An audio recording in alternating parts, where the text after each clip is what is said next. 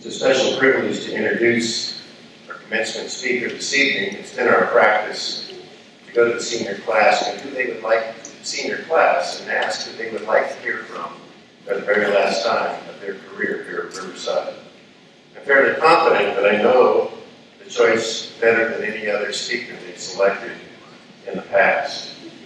Amy Van Beek was born 28, no, that's all right, let me get on to it. Amy is a Riverside alum, attending from kindergarten through 12th grade, sitting where these kids were sitting in 2009. She went on to Northwest University, where she finished her undergraduate work with a degree in secondary education with an emphasis in history and English. She continued her education at Liberty University in Lynchburg, Virginia, completing her master's degree in history while teaching online classes for the university. After Liberty, she spent a year abroad teaching English as a second language in South Korea.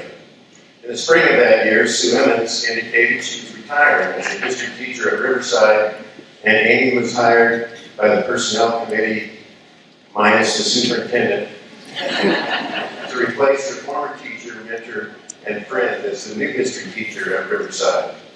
Amy taught for 2 years at Riverside before last summer taking a position to teach history at Renaissance High School, a school of choice in Boise, Idaho. We knew from an early age that Amy might be destined to become a teacher. It was while she was in her mother's 6th grade class that one day in front of her classmates, she began to suggest to her mother that she might be a better teacher if she would only do this or only do that. As you can imagine, that went over like the Hindenburg. And I understand there was a fairly one-sided conversation that transpired in the hallway outside the classroom with the door closed. I can only imagine, but I'm thinking it may have had to do with who was really in charge of that 6th grade classroom. Thank you very much.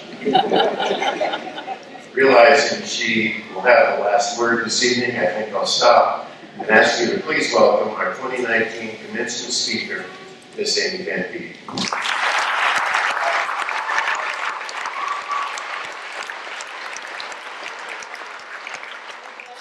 Say for the record, that never happened.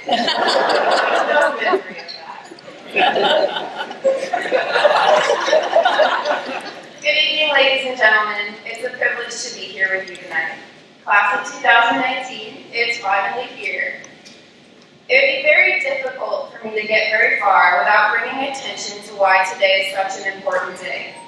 While today marks a milestone in the life of the class of 2019, it also marks the 75th anniversary of D-Day, where the Allied soldiers, led by American General Eisenhower, stormed the beaches of Normandy, and 150,000 soldiers lost their lives in an effort to stop the evils of Adolf Hitler.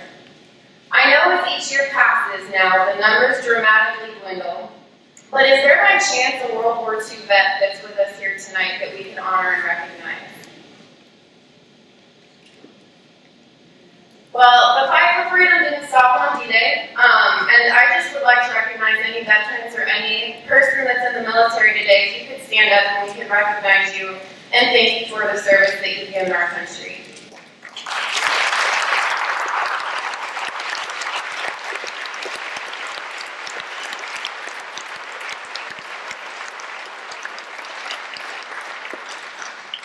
When I decided to become a teacher, I did so because of the people sitting here in these first 2 rows. When I decided to become a history teacher, I did so because of the impact of one lady, Sue Emmons, had on my life both then and still today. Last night, many of the students thanked their teachers for the work and time the teachers had invested in them, and it's true. Back when I considered the opportunity to teach at Riverside, I knew I couldn't pass up spending my formative years in education in a community that did so much to raise me. I had to learn your secrets. Truth be told, coming back and teaching at Riverside was at first somewhat bizarre, especially with Mr. Herring as my neighbor. And Mr. Benson, I will never be able to call you Herb. However, tonight is a bit surreal for me, just as this Saturday I'll be celebrating my 10-year high school reunion with Riverside's class of 2009. It does really feel like yesterday that I was up here on the stage with them at the end of our time at Riverside, excited about whatever was coming next, but sad to be leaving the friends and family. The friends that became family after so many years together. My relationship with the class of 2019 actually began before I became their history teacher. I'll never forget the first time we met. Do you remember? Oh, that's right, we can't talk about it. But because why, Reagan? It's in the past. But I will say, McCord, if you would like me to beat you on a race in the stairwell again, I'd be happy to. It's been a long time since those days, but that moment is a moment in my life where I look back and I can so clearly see God's hand in the way He began to intersect our lives. Now look at you. You all look so sharp, and while those hats are difficult to make look cute, I've never seen a crew like you pull it off before. I have to admit, when you asked me to speak at graduation, I was immediately humbled, followed by feeling immediately overwhelmed. While I spent the better part of my adult life working to prove my dad wrong about what society is deemed negative about millennials, I did what any good millennial would do in this instance. I Googled how to write a good graduation speech. It didn't take me long to find some of the top quotes given at graduation speeches by individuals who are masters of their craft. I found that their speeches centered around the importance of staying true to yourself, of making hard but necessary choices, and if you do the things you love, you'll never work a day in your life. But perhaps the most practical advice I found came from Admiral William McRaven, who strongly suggested to the University of Texas Austin graduates to make their bed every day. Because, and I quote, "If you can't do the little things right, you'll never do the big things right. And if by chance you have a miserable day, you will come home to a bed that is made, that you made. A made bed gives you encouragement that tomorrow will be better." You guys, those are great things. And I really do want those things for you. I want you to always be yourself. I want you to do hard things and live a life that you love. And I really do think there's a lot of good that comes in making your bed. But when it comes down to it, what I care about the most is the condition of your heart. So being back at square one, I spent some time dating, both in my files and in reflecting on the time we've had together, especially this past year. As I looked through my files, I found some of the riveting and truly life-changing history lessons I taught you. But unfortunately, tonight isn't the night to make you sit here and listen to me get way too excited about how Gustav Swift transformed the meatpacking industry, which, Joe, I knew you would appreciate. Or in having to make the hard choice between being a Federalist or an anti-Federalist, which, Stein, have you recovered from that yet? So as I started reflecting on the time we spent together this past year, when I would come home and visit with you guys, I realized that besides reliving the times in the classroom, we would just hang out and talk about all the things you never told me when I was your teacher. So given the setting, that's probably not a good thing to talk about right now either. However, there is an important classroom tradition that I would like to uphold. And class of 2019, I know it's one of those what happens in the classroom stays in the classroom situations, but this is one of those times I think it's a good thing your loved ones are here. And no, I'm not going to be giving you a Jimmy story. I'm not going to be climbing on a chair at any point, and I have not just come from a dentist appointment, so I don't need a spit rag. In all the years I spent teaching at Riverside, so 2, I would hold the Amy Van Beek Awards. Now, usually they center on funny things, inside jokes that only we would understand, including, but not limited to, Melissa, the old switcheroo.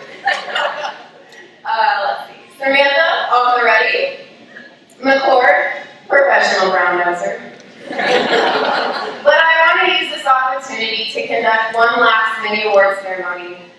One that has nothing to do with inside jokes, academics, scholarships, sports, but perhaps more important than all of those, what it is about each and every one of you that inspires me. Joe Allen.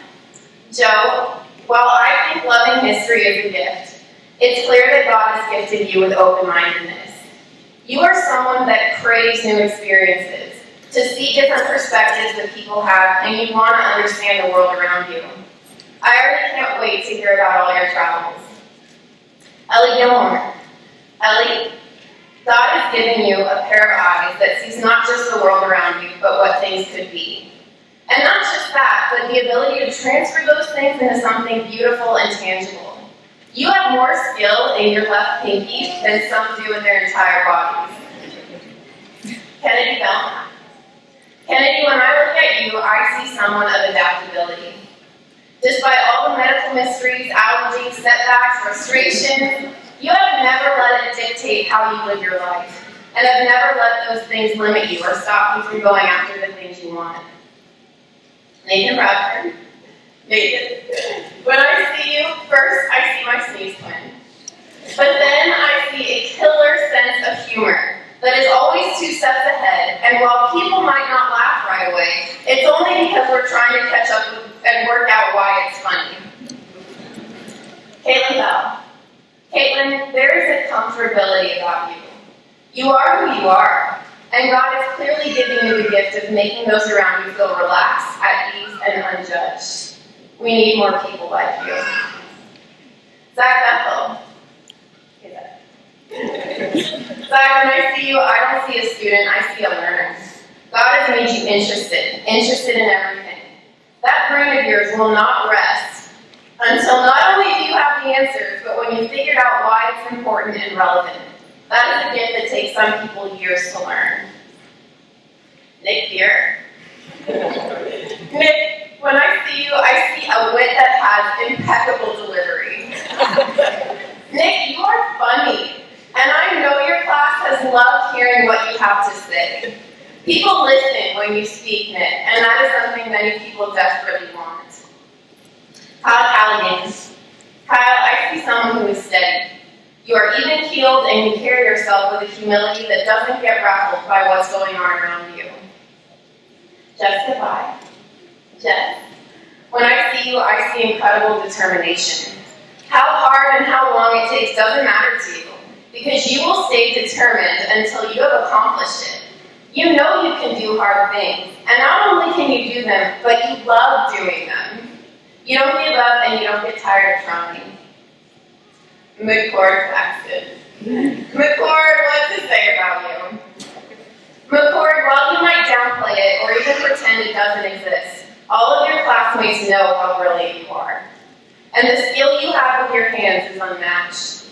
My dad has always said that if he needed something built, you are the first person he would call. Samantha Flippin. Sam. When I see you, not only do I see a dependable and consistent friend, but I see a strong and consistent faith. Sammy, you know what you believe in your core, and you have an unshakable faith that will not be compromised no matter what is going on around you.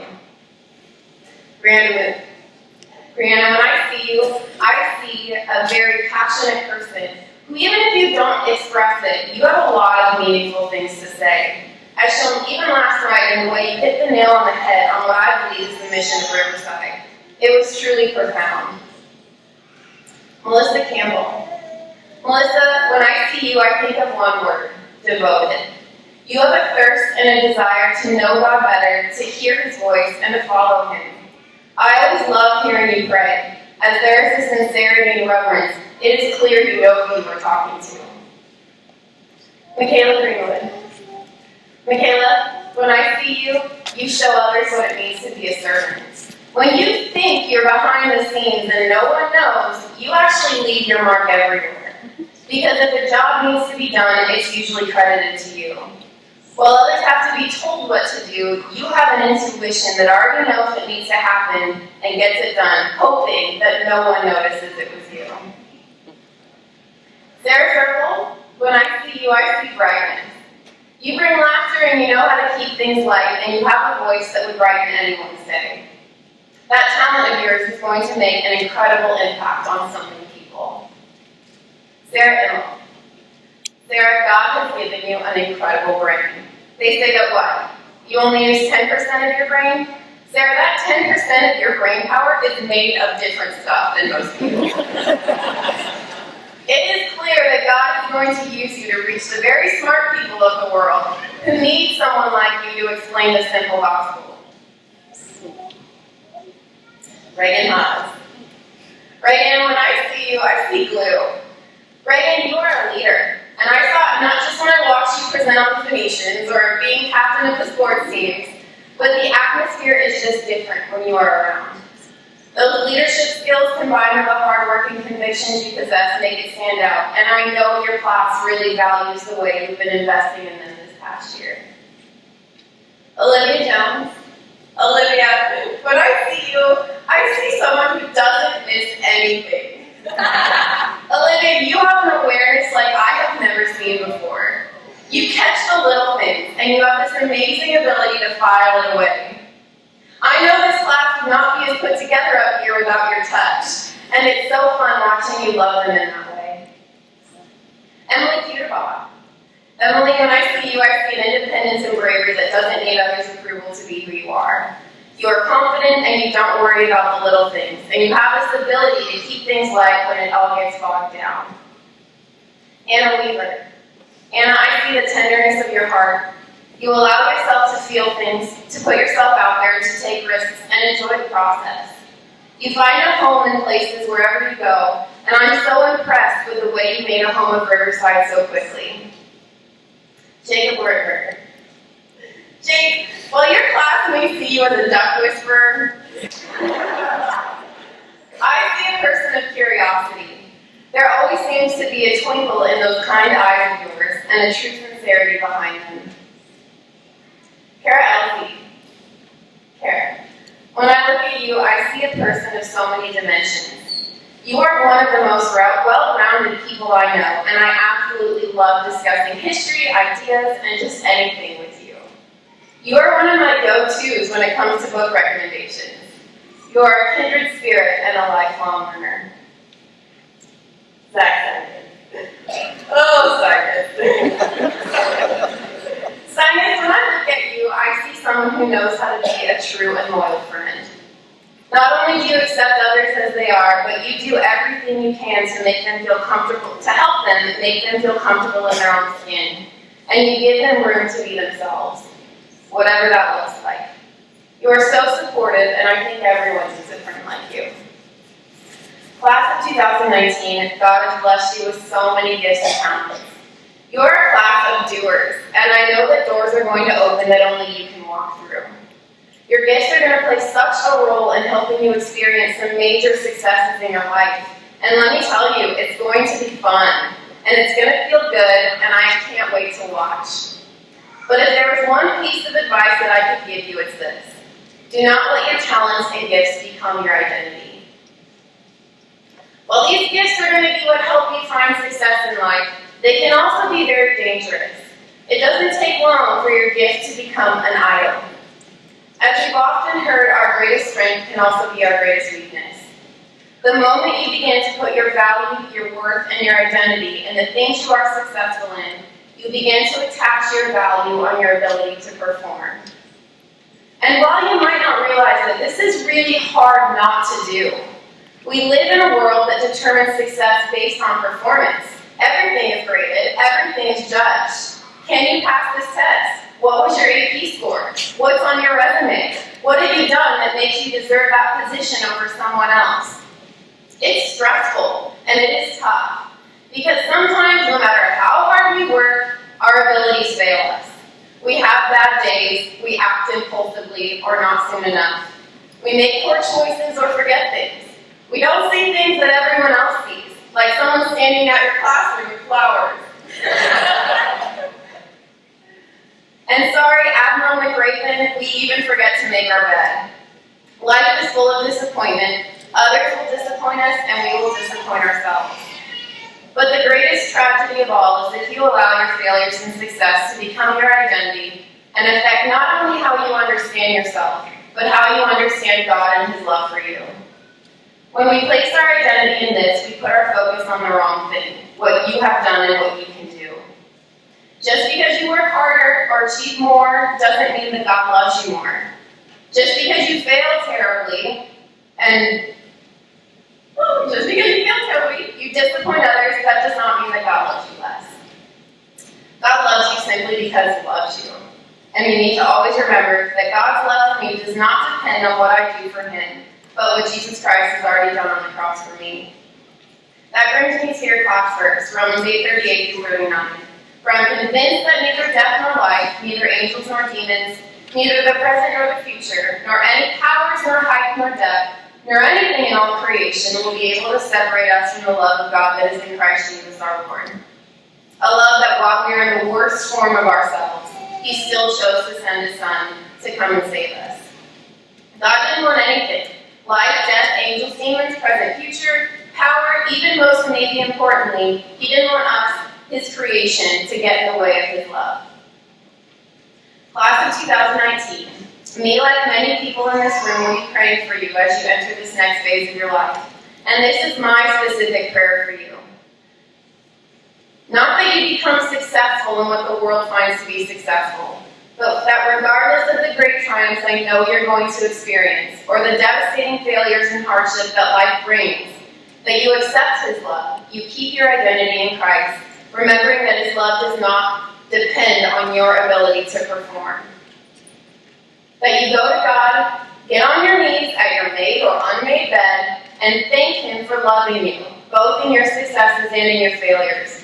Because that will remind you that what may have been a miserable day was still a success. To the class of 2019, this past year, I have missed you. I know I'm at the beginning of my career, and I will have many more classes, but you will always, always hold a special corner in my heart. And while we'll be in different places after tonight, different places in the country, different places around the world, just know that no matter how long you're away, whether it's 5 years, 10 years, 20 years, you and I both will have had our 2 years together at Riverside, that we're family, and that we will always have a home at Riverside Christian School. Thank you.